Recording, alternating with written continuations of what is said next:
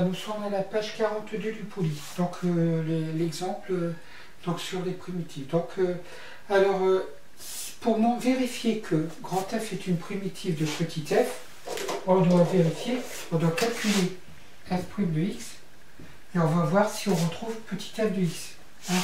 Si grand f' de x est égal à petit f de x, alors grand f sera bien une primitive de petit f.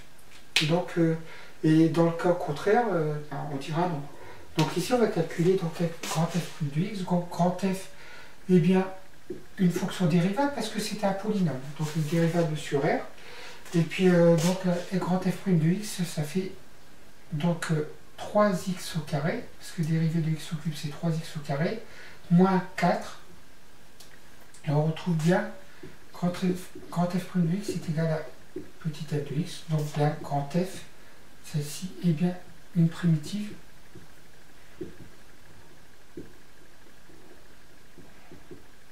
de petit f. Donc je rappelle qu'on met bien une majuscule pour la primitive, une minuscule pour la fonction. Voilà. Que pensez-vous de la fonction grand f définie par f de x est égal à donc x au cube moins 4x moins 35. De la même façon, donc on a toujours une fonction polynôme qui est dérivable sur R.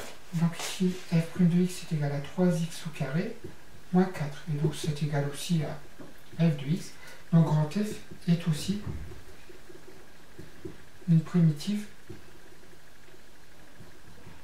de petit f. Et de la même façon, ici, on a la même chose ici, donc grand f' de x c'est égal à donc toujours 3x au carré moins 4. La dérivée de racine carrée de 7 c'est 0.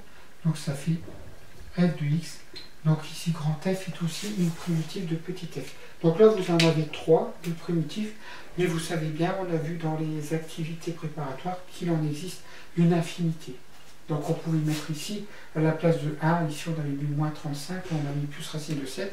On peut mettre n'importe quel nombre réel et la dérivée de grand f sera toujours la même. Donc les primitives de petit f s'écriront sous la forme grand f. Elles seront définies par